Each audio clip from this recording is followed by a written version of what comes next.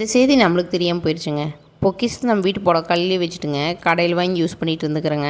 இந்த அறிவு நம்மளுக்கு முன்னாடியே இருந்திருந்தாங்க. நாம் இப்போ பிஸ்னஸ் பண்ணிவிட்டு எலான் மஸ்க் கம்பெனியே ஏலத்துக்கு கேட்டிருப்போம் இல்லைங்களா? சரி நம்ம வித்தையை பார்க்கலாங்களா? திருநீர் பத்தினி செடியிலேருந்து தான் சப்ஜா சீடு கிடைக்கிதுனாங்க. சரி இன்றைக்கி அதை ஒரு எக்ஸ்பெரிமெண்ட் பண்ணிடலான்னு தான் பண்ணிகிட்ருக்குறேங்க. திருநீர் பத்தினி செடியில் இருக்கிற விதையெல்லாம் எடுத்துங்க உதித்தி க்ளீன் பண்ணி சீடி எடுத்தாச்சுங்க. சரி அதை தண்ணியில் போட்டு ஊற வச்சா சூப்பராக ஊறிடுச்சுங்க. அப்புறம் என்னங்க லெமன் ஜூஸ் தானுங்க. அப்புறம் அடிக்கிற மண்டை வெயிலுக்குங்க தொண்டையை கூல் பண்ணுற மாதிரி ஒரு லெமன் ஜூஸ் ரெடி பண்ணியாச்சுங்க.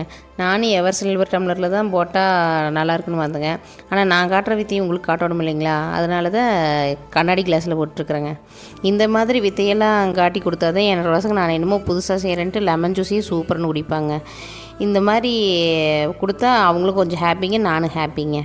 போன டைம் நிறைய பேர் சப்ஸ்கிரைப் பண்ணியிருந்தீங்க, சந்தோஷங்க. இனி வர வீடியோவுக்கு லைக் பண்ணுங்கள், ஷேர் பண்ணுங்கள், கமெண்ட் பண்ணுங்கள். மறந்துடாமல் சப்ஸ்கிரைப் பண்ணிடுங்க. மறந்துடாதீங்க, சப்ஸ்கிரைப் பண்ணிடுங்க.